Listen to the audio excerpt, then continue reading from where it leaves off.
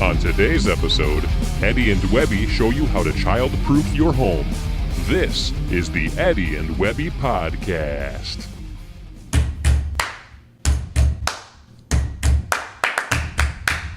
Oh, hey, how's it going? This is Webby, not Eddy. And I'm Eddy, and this is our 13th podcast. Oh, yeah, episode number 13. Lucky number 13. Lucky number 13. 13 was actually my jersey number in baseball and volleyball when I was younger. Oh, nice. I did not know that. Lucky 13. It's always been my favorite number. We have another special episode for you today. Once again, Webby and I are actually in person for this one. It's a very special occasion. Still here in Grand Rapids, Michigan. And how are we going to prove to them that we're actually together? To prove that we are actually together in person, I feel like we need to do a nice fist bump. Let's do it. Boom. Boom. I like it. There's the proof, folks. We are together. Yes, we are together, and we have another special episode for you. I think I've said special episode now 4 times. That just shows how special it really is. It's super special. We have a great episode for you today. Typically, we talk beer, tech, and pickleball. And since we are in Beer City, USA, rather than talking tech, we're going to do one beer review, and then we're going to do another beer review. What? And then we're going to talk about the Beer City Open pickleball tournament that we were just part of. Wow, this is a very beer-filled episode. It is. But before we jump into all that, what's going on in Twitter? Ah, yes, the wonderful world of Twitter. But yeah, Twitter has just been blowing up. I know I've never said that before, but it has really been blowing up lately. Literally. Let's see what's on the Twitter sphere here, shall we? I'm going to pull up a couple random comments. Here's one from Dink Tracy. Now that the pickleball tournament has come and gone, does that mean we will finally see Eddy and Webby play against each other? Ooh, that's a very good question. Yeah, that is a good question. I think that if there's anything that I found out from this tournament, that it's that you and I are pretty evenly matched. So that's going to be a tough one, man. Yeah, it really is. And it definitely has to happen. We've been teasing it. It's been getting built up for a long time. But I feel like we need to wait for like a special occasion or like a special moment in time. I feel like we shouldn't rush into it. Yeah. It's definitely got to happen. We got to find out who the better man is, but we just don't know exactly when it's going to happen quite yet. Yeah, I agree. For right now, we'll just keep on practicing as partners. But that was a great question. Thank you, Dink. Yeah, thanks, Dink. All right, let's go to another comment here on Twitter. Here's one from Farty Fart and the Funky Butts. They say the only good videos Eddy and Webby have done are the product reviews, and they hardly ever do them anymore. What gives? That's a good question. That is a very fair and good question. Yeah, we really haven't done any reviews in a while. Yeah. I personally love doing review videos, and there definitely will be more review videos to come, so stay tuned. Sorry that there haven't been a lot lately, but there definitely will be more. Yeah, I agree. Let's do one more comment on Twitter. Here's one from Jimmy Kimball. Eddy and Webby, it is so cool that the Pickleball Anthem is available on iTunes now. Congratulations. Nice, thank you. Thank you very much. Yeah. That is a great compliment there. And yeah, I'm very proud of the fact that Pickleball Anthem is now available on iTunes, as well as a number of other audio sources out there. I agree. So yeah, if you're interested in downloading it, go for it. But yeah, that's it for the Twitter segment of the day. That's awesome. Twitter is definitely blowing up. Yes. Good comments from you guys. Yeah, thank you very much. Yeah. So we're going to jump into our first of 2 beer reviews today. Ah, yes. What is the first beer we're going to be reviewing? Well, the first beer we will be reviewing is this one right here, and this is called Soops Joos from Perrin Brewing Company. Yes, Soops Joos. We actually were at Perrin Brewing Company Thursday evening of this week for a little pickleball welcome party. We were, and got this nice tin sign while we were there. Yeah. It was a very nice place. Very nice. That's where we picked up these beers. This came directly out of the tap room as well. I don't think you can get these cans outside of there right now. Maybe you can, but I haven't seen them anywhere. Let's go ahead and crack the beers a little bit. And before we pour, let's talk about Perrin Brewing. Perrin Brewing was opened in 2012 in Comstock Park, Michigan. As of March 2016, Cigar City who we've reviewed a few of their beers, partnered with Oscar Blues to form the Oscar Blues Holding Company, which includes Oscar Blues, Cigar City, Perrin, and the Utah Brewers Cooperative outfit. Whoa. It's crazy how you and I have reviewed 3 Cigar City beers, 1 Oscar Blues beer, and now a Perrin, and I'm just now learning that they're all part of the same company. Yeah, I had no idea. That's crazy. I feel like I am definitely in the know when it comes to beer stuff, and I had no idea. So Yeah, I'm very surprised you didn't know that already. yeah. Surprised you didn't know that. Some other beers from Perrin that you may know: the Perrin Gold, Perrin Black, which I really like, the 98 Problems IPA, and a beer that I've actually had twice now since I've been in Grand Rapids and I really like is the Passion Fruit Goza. Let's go ahead and pour the beer, and as we do, let's talk about it.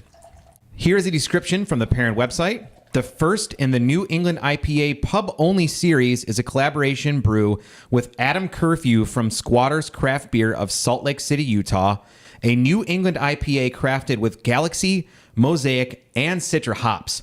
And man, I can tell you as I'm pouring that, I can already smell the hops all the way from here. Very nice. Yes. So the New England IPA is a brand new category to the BJCP, and it actually is kind of a new style of beer altogether. This falls under 21B, which is the specialty IPA category. That's kind of a category where they throw a lot of these new IPAs that are coming up, like a black IPA and whatnot. So they actually have one just formed as of February of this year, 2018, called the New England IPA Style.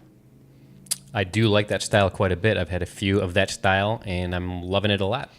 Yeah, it's a new style to really come out in the beer world. And ultimately, it's just an unfiltered, cloudy IPA that focuses on having some of the high protein grains to give it that cloudiness and that specific flavor you're looking for, like oats and wheat. But yeah, it's a brand new style that a lot of people are excited about.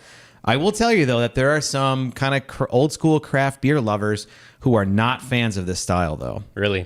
Yeah, I just think, I don't know. It's a little pretentious of them. I mean, let's embrace any new styles that come out. And I don't really know. Sure. I don't know what they have to say about it, but anyway, there is some controversy around it. Yeah, I fell in love with the style immediately. Yeah. The first time I tried it, and very excited to try Perrin's version of the New England IPA. This does have an ABV of 6.1%, which is on the very low end of this style of beer. And surprisingly, it only has 30 IBUs. So this is probably by far the lowest IBU IPA that we have tasted together on this podcast. Interesting. Very interesting. This is available now in the tap room at Perrin, but I'm not really sure how often it's available or for how long it is going to be available. But we have it in front of us now. Yes, we do. And I think we should just jump into the review. We always start with what? The appearance. Yes, we do. It's cloudy. Very cloudy. Like Hefeweizen cloudy.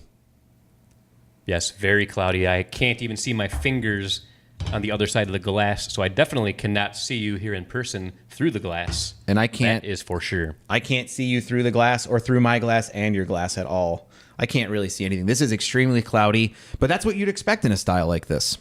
And for those of you that pay attention, normally I always tilt my glass when I pour.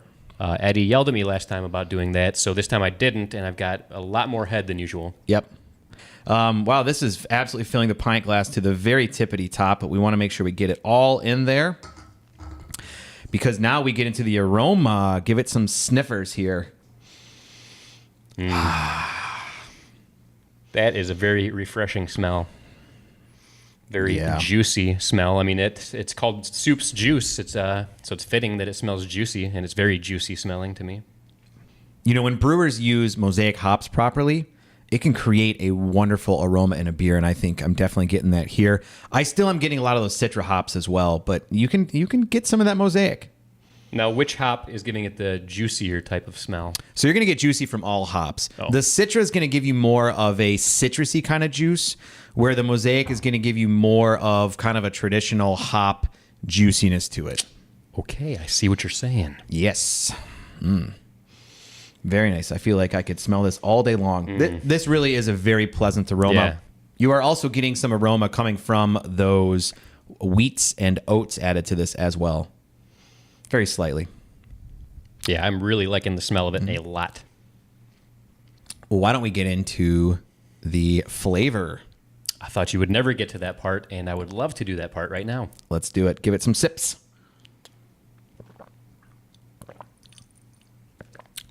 Oh, my God.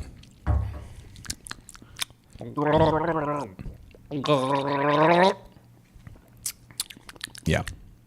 Quite gargle worthy, I would say. Very gargle worthy, and yeah, I'm liking it. You're getting a lot more hops in the aroma than you are in the flavor of this beer. It does not finish very hoppy at all, kind of like the West Coast IPA or West Coast Pale Ale that we tried. It doesn't have that really hoppy, bitter finish to it. It actually, in my opinion, finishes very smoothly, more like a wheat beer, like an Oberon or something like that. Yeah, it's surprisingly smooth how smooth that finish is. Yeah. And it's not a dry finish either, like you would get out of some of the very dry IPAs. It's an amazingly smooth finish, and there's so much complexity in the flavor. But I think it's because most people who've been into craft beer for a long time, we haven't experienced a combination of this. You do get some of those hops like you would in a traditional IPA, but you also get a lot of those high protein grains, like the oat for that real smoothie creaminess, and the wheat to give it that real nice flavor as well. And I just think they play really well with this beer. I would agree. I would agree with all of those statements that you just made. Anything else you want to add about the flavor of this beer? It's very refreshing. I feel like this would be an excellent choice for a hot day, a hot summer day. Yep. I agree with you as well. We did talk a little bit on the mouthfeel already. It's such an easy drinking beer, and it finishes very well. You don't get any flaws in the mouthfeel whatsoever. There's no astringency. There's no alcohol warmth. It's a very easy drinking beer, and to be honest with you, at 6.1%, I feel like that's a little deceptive because I feel like this drinks more like a 4% or 4.5%. Yeah, incredibly smooth. Yeah. Anything else about the overall impression of this beer? No, I am really enjoying it quite a bit. What would you say your overall thoughts are? Yeah, this is a really good beer. I could definitely see myself drinking this. You got to be in the right mood for it. Yes. But I think it's very easy to drink. It's a really good representation of a new style of beer. Anytime new styles come out, it takes a little bit to really catch popularity, but I do feel like the New England style has caught on very quickly. Yes, it has. Like you said before, you can find it pretty much everywhere now. Like everybody has their own take on it. But I've got to admit, I still like the first New England IPA I ever had, and that was the M43. I still think that is my favorite of all of them that I've tried, but I really like this one a lot. I would recommend it if somebody saw it and it was available to purchase. Very nice. Well, whose turn is it to decide whether or not we chug? I do believe it's your turn this time. We've been talking a lot about one of these days we're going to have a beer to sip on. And since we're going to switch it up and actually move to Pickleball before we review our last beer, I say we sip on this one through the Pickleball section. What do you say? All right. I'm down with that. Well, then let's do it. And I am enjoying this a lot, so I will enjoy sipping on this throughout the Pickleball segment of the show. As well will I. Awesome. Well, what are we going to talk about with Pickleball today? I mean, we haven't really had a whole lot of Pickleball excitement going on, right? No. Oh, wait, there was one thing. We played in a tournament today. Yeah, we did. Woo! The first time Team Eddy and Webby ever played a tournament together. Mm-hmm. And wow, was that an experience. Yeah, I can't even, as we were going through and putting notes together for this segment, there were so many ideas that I wanted to be able to get to. And honestly, I feel like you and I could talk about it for 2 straight hours without ever even taking a break. So we wanted to really kind of get it down to what we were feeling and experiencing through this whole pickleball tournament experience. Yeah, and I would say the first thing that comes to my head is the word overwhelming. Absolutely. Absolutely overwhelming. I already get a little kind of weird and socially awkward when I enter a new place where there's a lot of people around and a lot of unknowns. And this experience was that on steroids, man. Yeah. And like everybody knows, I have done one pickleball tournament in the past, but it was a very casual round-robin style, and this was a whole new level. This was a lot different. This was a much bigger deal. I mean, the moment we arrived, you could just tell this was a very big deal, a very big tournament. And but even though I said it was overwhelming, it was awesome. Yeah, super awesome. Well, let's set the stage, though. So Webby and I were supposed to play this morning at 8 a.m. at Belknap Park at some outdoor courts. Well, they've been saying for a little while that if it rains, we're going to have a backup place indoors about 6 miles up the road. And as of 6:30 this morning, we got an email saying we're moving indoors. Yeah, we were just about to get into the car to head to Belknap Park, and that's when we got the email saying, nope, it is not going to be at Belknap Park now because of the weather. It is now going to be indoors at the Grand Rapids Racket and Fitness Center. Yeah, so that kind of threw a little wrench in the plans for a couple of reasons. Number one, Webby and I intentionally went out to Belknap Park yesterday to get a feel for what the courts were going to feel like. And we started to visualize ourselves in there and just get us comfortable with the courts to make sure that we got rid of any of those like pregame jitters that a lot of people come up with. Right. And that was really all for nothing because today Yeah. we were at a completely different area indoors. And so anybody that knows me knows that I do not handle heat very well. Yeah. I sweat like crazy just with the slightest bit of activity out in the heat. So for the last couple weeks, I've been pretty anxious because they were calling for a high of like low to mid 90s. And I was very worried about getting dehydrated, very worried about overheating. So another thing that I wanted to do yesterday when we went there is just to get accustomed to it. We dinked around for a bit. And I just want to get used to it. I bought some special clothing that was moisture wicking. I bought some cooling towels, and I made sure to bring tons of water. And so I was ready. I was prepared for the hot, sunny weather for this pickleball tournament. But like you said before, it was all for nothing. Yeah. But what are you going to do? I mean, you can't control the weather. Nobody knows. And I appreciate the fact that they did have a backup plan to play indoors because I've also heard that other tournaments will just postpone the tournament, like maybe push it back a week or two. Yep. And so I'm very glad that didn't happen. Yeah, I agree with you. Very glad that didn't happen. I'm sure you guys have also heard us talk about the fact that I've never really played at an indoor court before. Now, Webby and I did play at that indoor racquetball court converted into a pickleball court, but I've never actually played at like a real indoor court before. So here we are at a tournament where we were registering as 3.0s, knowing that we were already even kind of stretching it a little bit, get bumped up to a 3.5 because not enough 3.0 sign up, and last minute our venue is changing from outdoor to indoor, which I've never played before. Now, I'm not trying to make excuses, or I'm not trying to tell you like, oh, woe is me. It was still a great experience, and I don't really think the outcome would have potentially changed. But I'm just trying to set the stage for you of what we were feeling at that point as we were experiencing this. And to be honest, a little bit of my anxiety got released when I got that email saying that it was indoors because I am used to playing indoors. And I knew that we wouldn't have to deal with the elements of the extreme heat of playing outdoors. But once we got there, the place was actually really hot inside. Like we helped move some stuff around and set up some of the nets, and within 2 minutes I was drenched in sweat. Yeah, it was a little chaotic when we showed up, and I understand. With this is not a judgment at all on any of the organizations that threw this event. They were just as anxious, probably switching this around as we were, probably even more than we were. Oh, for sure. So when we did show up, we did offer to help because we are good guys.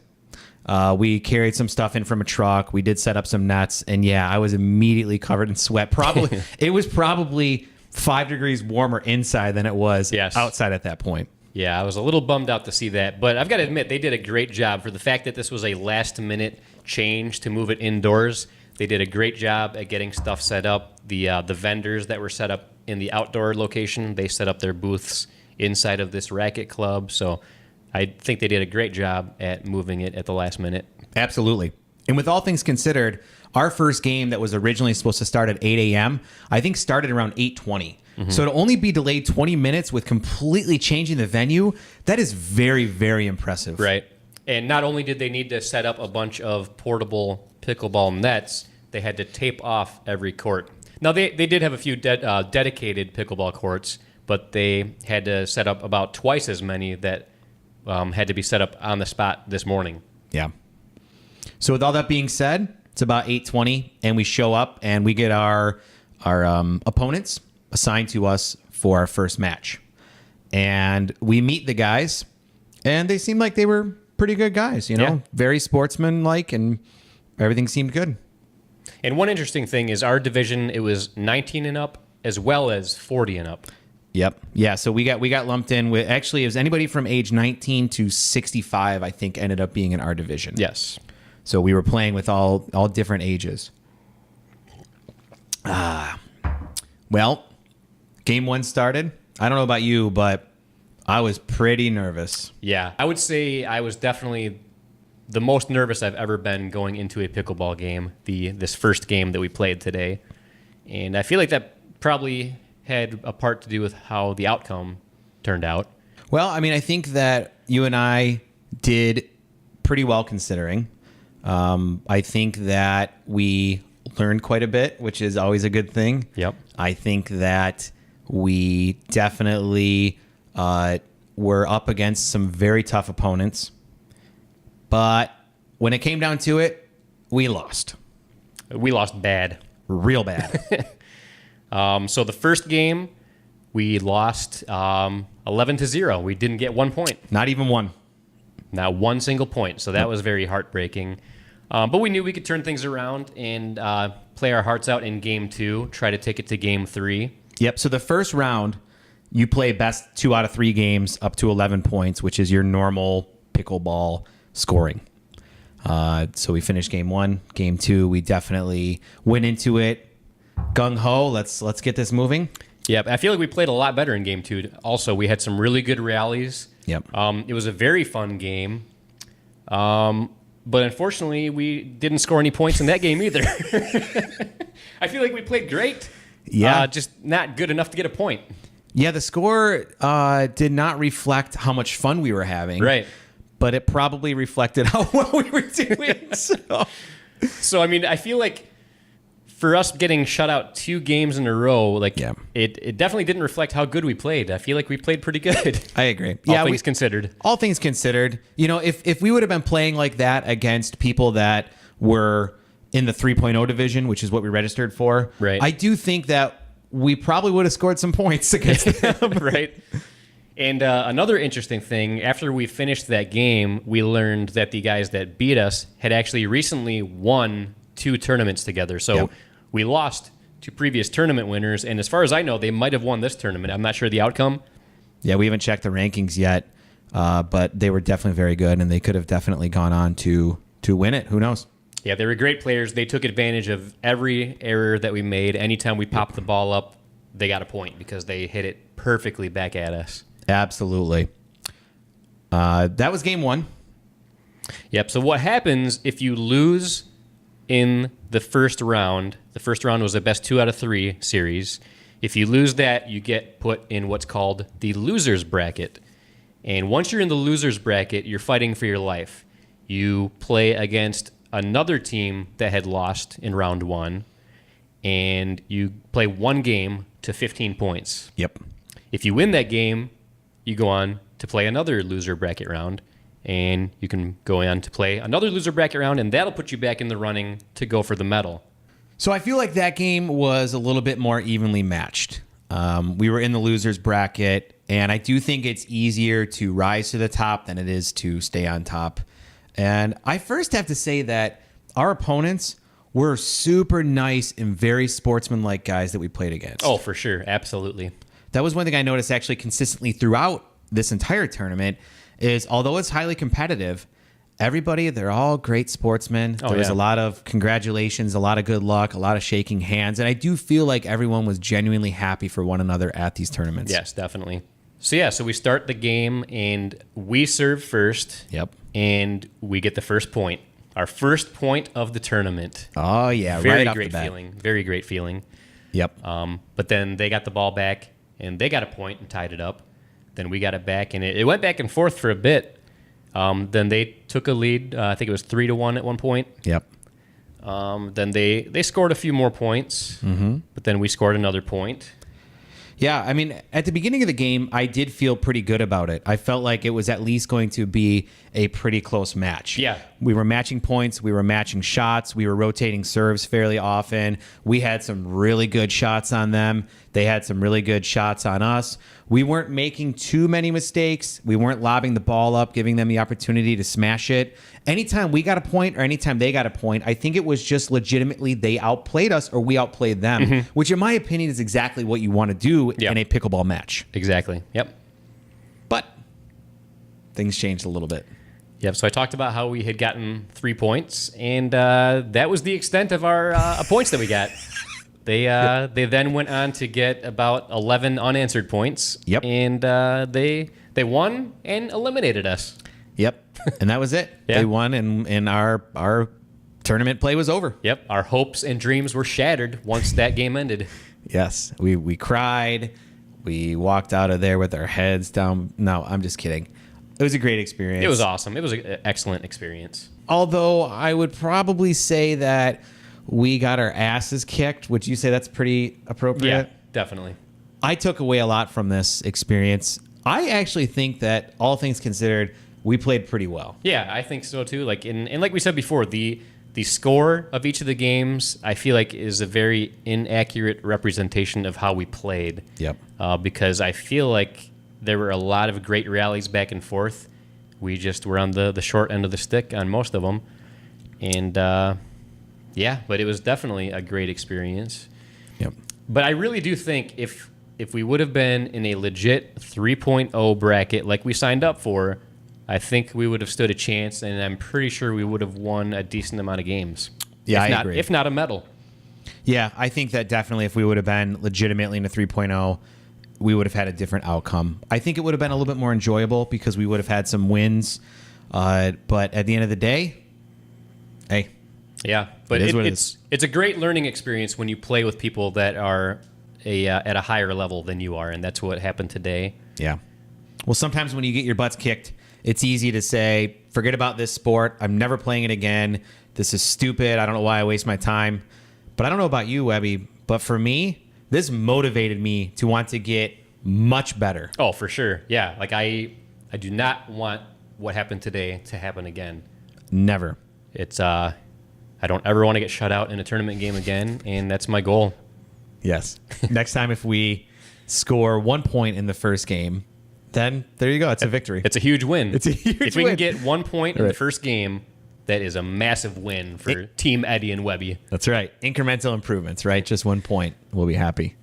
But no, it was a great time. I got to say, we met some really cool people. I do want to give a quick shout out to Pickleball Rocks. You can see I'm sporting their shirt here. I love this shirt. I also love the cooling towel that they gave to me as well when I bought the shirt. And I am sporting a Pickleball Rocks hat. It is a super comfortable hat. It's got the moisture wicking technology to help you stay cool, and it's because it's white. If you are playing outside, which we did not play today, but if you're playing outside, the white helps reflect the sun away from you, helps keep you cooler. So I feel like with the Pickleball Rocks gear that we got, we were very well prepared for the heat outside if we ended up playing outside. I agree. And Pickleball Rocks did not sponsor this. They're not paying for this. We paid for all of these products. They were just a great product that we wanted to give a shout out to. Yeah, and great people. Yep. And then also to all of the volunteers and the sponsors of the 2018 Grand Rapids Beer City Open Pickleball Tournament. You guys are absolutely amazing. Oh, yeah. And the main sponsor was Perrin Brewing Company. We just so happen to have the tin right here. Yeah. And again, they're not paying for any of this. We're fans of Perrin Brewing, and we're fans of how great of an experience this whole tournament was. Yeah, I definitely agree. I think that anytime you put on a tournament of this size with professionals of this caliber, it's got to be pretty tough. And I think they did a great job at scheduling it. organizing it, communicating it, and having a backup plan. All of those things led to a great experience. And man, I got a round of applause to them. Oh, yes.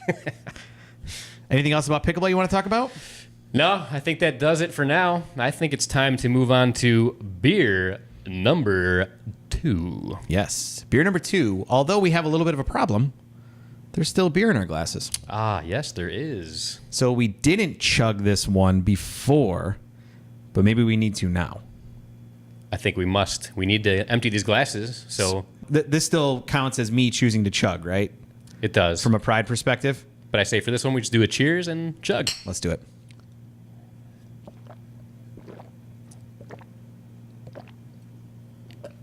Oh, man, that is good. That is so good. So smooth, so refreshing, so good, so good, So good. Sweet Soops Joos. Bum, bum, bum. Well, on that note, let's put this can away, and why don't we grab our next beer? What do we have today, Webby? Well, I just so happen to have a second beer with me as we speak, and this one comes from Brewery Vivant, which is also here in Grand Rapids, and this is called Big Red Coq. Wait a second, did I just get bleeped? You totally got censored there, man. I don't think I should have been censored there. It's spelled COQ, and there is a red cock on the thing, so I think I can say Big Red Coq without being blocked. Yeah, I think it's totally appropriate. So Cock blocked, if you will. you got cock blocked. Yeah. But yes, today we are drinking from Brewery Vivant, Big Red Coq. I don't know if you guys have seen a trend, though, but since we've been in Grand Rapids, we've been trying to review Grand Rapids beers or the closest equivalent to a Grand Rapids beer. And Brewery Vivant is in Grand Rapids. It is. Yeah. You already said that, didn't you? I did. Okay. Let's talk a little bit. As we crack our cans, we'll talk a little bit about Brewery Vivant. Brewery Vivant was opened in 2010 in an old funeral chapel.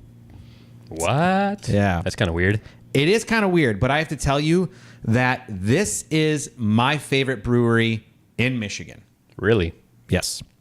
For a number of reasons. It's a really cool feel when you get in there. It's a really nice atmosphere, and it's extremely unique. The fact that you're in an old funeral chapel and drinking beer and eating great food. I mean, when I say great food, I mean great food. It all leads to a wonderful experience, and I've had nothing but great times every time I've gone to Brewery Vivant. Nice. Well, I actually am starting to get kind of hungry, so I feel like after this podcast, we should go get some dinner there. I think we definitely should go get some dinner there. It's a great place. They have some other beers that you may be aware of as well. The Farmhand Ale, which I don't know if they call it their flagship beer, but I'm going to call it that because you could find it everywhere once they started off. The Triumph, which is a nice Belgian IPA, and the Undertaker, which is a Belgian-inspired dark ale. Oh, wait, so it's not a wrestler from the WWF? No, it's a wrestler from the WWE. Oh man. What? I just schooled him. No. And if you notice the theme here, they have a Belgian IPA and a Belgian-inspired dark ale. I wonder if their beers are Belgian style. We're going to find out. So let's go ahead and pour this. And as we do, I'm going to read the description from the Brewery Vivant website.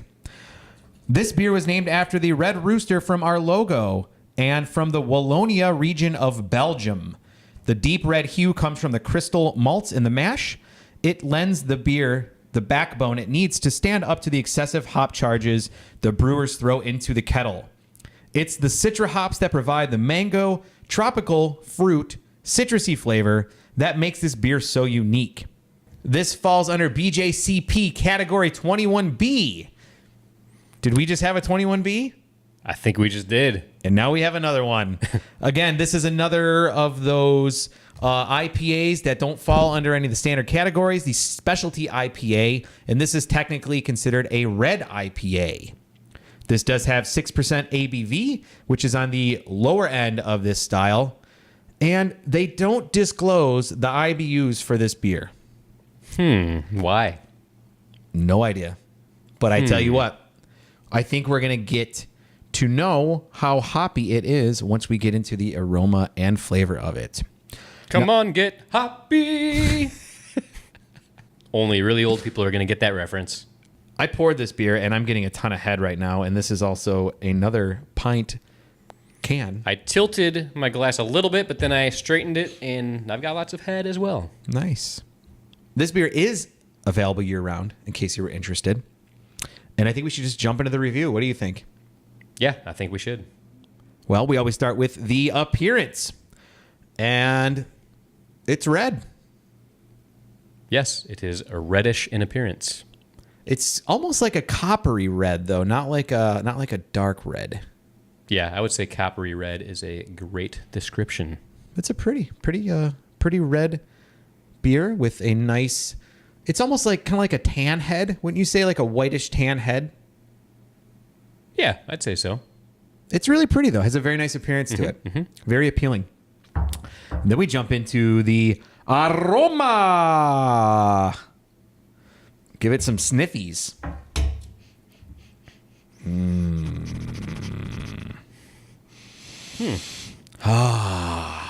That smells really nice. So I know this is an IPA, a red IPA, and typically when you get an IPA, you're immediately going to notice the hops in the aroma. And I do notice them. But they put in the description that they add crystal malts to really kind of balance them out. And I'm actually getting a ton of crystal malt in the aroma. Now, I know for those of you that don't really know what crystal malt is, it's hard to explain. But for those that are super beer nerds, this has a very, very strong crystal malt aroma to it. I have no idea what crystal malts are, but for some reason I thought that this smelled very crystal malty. Yeah, it's almost like a sweet smell, but not too cloying, not too overly sweet, just like a little hint of sweet to it. Yeah, it's like when you first smell it, to me, it's like it almost smells hoppy, but not quite, and then has like sweetness. It's like it's like a hoppy tease into sweetness. Yeah. How about caramel? Are you getting that in the aroma? Yeah, now that you mention it, I could see there being some caramel in there. Mm-hmm. It's almost like caramel and tropical fruit made a nice smelling aroma. I like it. I like the smell. Yeah. Ooh, that smell. All right. Now that we've sniffed all the scents out of it, because after you sniff it about 10 or 20 times, it no longer smells like anything. You get all the scents out of it. That doesn't make sense. Now we should jump into the flavor. Ah, yes, the flavor. Let's do it.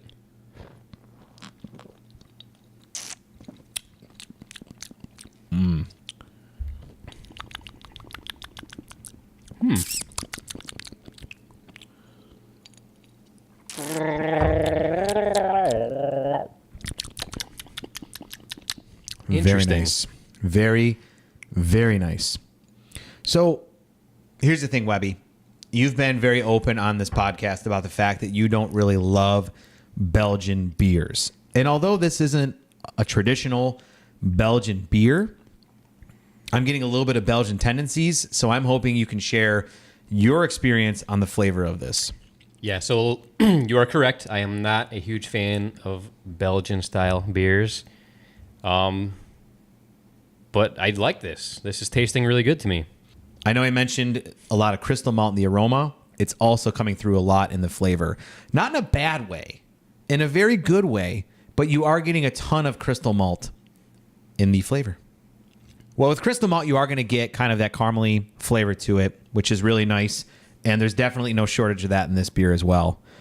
Now, given the fact that this is a red IPA, I would have expected there to be a lot more hops in the actual flavor of this beer, but I don't think it's bad that it's not hopped to that level.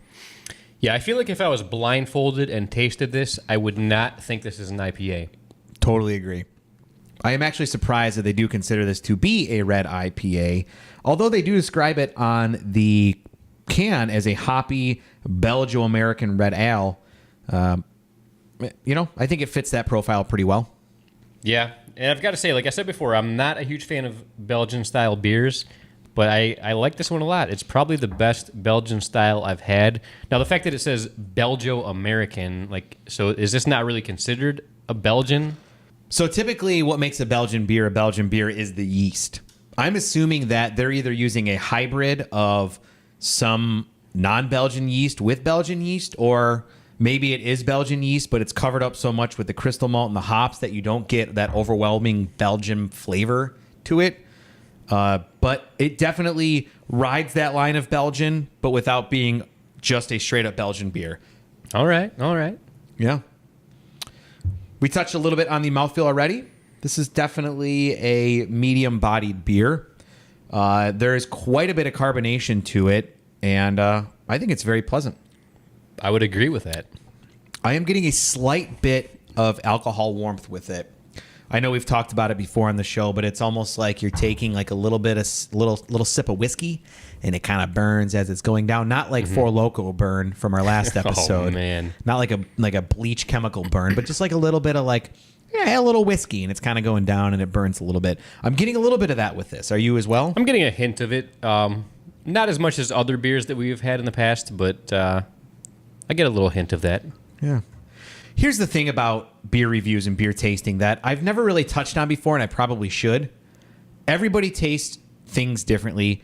Everybody smells them differently. How we experience it is not necessarily how you're going to experience it. And it can also change based on a number of factors.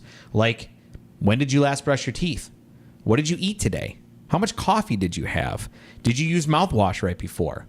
Part of our BJCP preparations for when we actually do a beer judge is we're supposed to use non-flavored toothpaste that morning. We're supposed to not have coffee within a few hours of the actual judging. Definitely don't use mouthwash. Don't eat a lot of spicy foods right before it. Eat more bland foods with a lot less flavor in it that you normally would. And so that can all play into the flavor. And so it's very easy to be able to say no, that's wrong. You're wrong with that. There's no right or wrong here. Right. Everybody tastes it differently. They smell it differently. But yeah, I totally follow what you're saying, because there have been times where I'll crack open a beer, take a few drinks, it tastes delicious. I'll take a few bites of whatever I'm having for dinner, take another drink of the beer, and all of a sudden it doesn't taste so good. Yeah. What you're eating definitely alters the taste of the beer. Totally agree. Anything else about this beer with the overall impression, Webby? I would just say, if this is considered a Belgian-style beer, this is the best Belgian I've ever had. Because I'm normally not a fan of Belgian beers, but I would drink this again. It definitely is more of an American style than a Belgian style. So I guess that just proves I am not a fan of Belgian-style beers, but I like this. Yeah, absolutely. Great beer, though. Great brewery. If you guys have never been to Brewery Vivant in Grand Rapids, I highly recommend you go. Go hungry and go for a good time, because it's just an amazing experience. Even the bartenders there and the servers are super nice. There's just something about that place that I absolutely love. Nice. I have never been there, but I think as soon as we wrap on this podcast, I think we're going to go. Well, that was fun. Yeah, I thought that was a really good episode. We talked about a lot of great stuff. I mean, our first tournament, geez, That was quite an experience. We've been building it up for months now. And it has come and gone. The tournament's over. Yeah. We're losers. Yep, Eddy and Webby lost, unfortunately. We lost big time. We lost horribly, but it was a great experience. You can't take that away. Absolutely. The experience, the whole experience. It was a good experience. That's what I'm trying to say. Yeah, I like how we experienced the experience, and the experience we had during the experience of the tournament was great experience. I could not have said that better myself. Well, before we finish, though, there's still a lot of beer in our glasses. Yeah, and we still have that one question that we haven't answered yet, to chug or not to chug, and I do believe it is my turn now. Before you do that, we really want to say something to you guys, that Webby and I are very responsible drinkers. We never, ever drink and drive. We don't condone drinking and driving. We don't condone binge drinking at all. Know how alcohol affects you before you partake in it, and understand what you're doing. We always make sure that we're prepared, that we never drive after this. I hate the fact that I even need to say it, but I really think it's important to you guys. Yes, I agree. And we will be taking a lift to the brewery after this podcast ends. We absolutely will. If you've been drinking, have a designated driver or call Lyft or Uber or any of those services. A taxi. Do taxis still exist? If taxis still exist, call a taxi if you have to. Just don't drive. Yeah, or walk. We can walk there. It's only like a mile and a half from here. All right. Although I'm a little sore from pickleball, but Yeah, after this day of pickleball tournament, I don't think walking is good. So Lyft or Uber sounds a lot better. absolutely. Well, after that public service announcement, should we chug? Hell yeah, we should chug. Yeah, that's my boy. Ziggy zuggy, ziggy zuggy, oi oi oi. 3, 2, 1, go.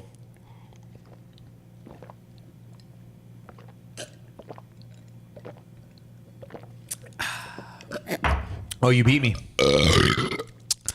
I did. That one was a little tougher to chug than the Perrin. Yeah, it was not as smooth as the Perrin. That is for sure, but not the worst thing I've chugged. Yeah. yes. We have chugged some nasty beers on this podcast. Yes. For you guys, we do it all for you, the Eddy and Webby family. That is right. Well, what else do you want to talk about today? Honestly, I don't have anything else to talk about. Okay. Well, to the 13 of you that are still out there, we appreciate you. We enjoy spending time with you. And if you guys have any feedback, good or bad, throw it in the comments below. Download the Anchor app on your phones. Boop, boop, boop, boop, boop. That's a sound that it makes when you're downloading the app. Yeah. Boop, boop. And go ahead and leave us a voice message. We'd love to play it on the air. Yeah, leave us a message. We're going to play it. We're going to play it on the air. You guys can be famous. Yes. Famous from the Eddy and Webby podcast. If you leave us a message, and we'd love to interact with you. Anything else? I think that's it. Have I asked you that before? You have, and I said I think that's it, so I think that's it. So that's it. Well, I'm Eddy. And until next time, this is Webby, not Eddy, signing off. See ya.